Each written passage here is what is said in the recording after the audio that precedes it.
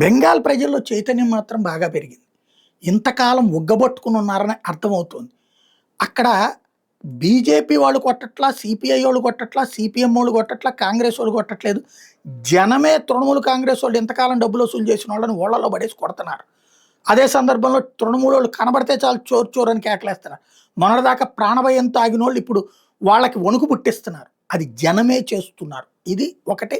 వాళ్ళలోని ఒక చక్కటి చైతన్యం ఒక ఎత్తైతే, తాజాగా బీర్భూమ్ ప్రాంతంలో వెస్ట్ బెంగాల్లో ఒక గ్రామంలో పాకిస్తానీ సూట్లు, పాకిస్తాన్ దుపట్టాలు అమ్ముతారు. బోర్డు పెట్టి మరి పాకిస్తానీవని. ఎందుకంటే అక్కడ బంగ్లాదేశ్ వాళ్ళు, పాకిస్తాన్ వాళ్ళు వచ్చి ఉంటున్నారు కాబట్టి ఆ విధమైనటువంటి బోర్డు పెట్టి మరి వ్యాపారం అమ్ముతున్నారు. ఇప్పుడు పబ్లిక్ అక్కడికి వెళ్ళి, హిందువులు అందరూ కలిసి వెళ్ళి, నువ్వు ఎట్లా చేస్తావు ఇక్కడ పాకిస్తాన్ వ్యాపారం అంటూ ఆ షాపును మూయించినటువంటి సంఘటన.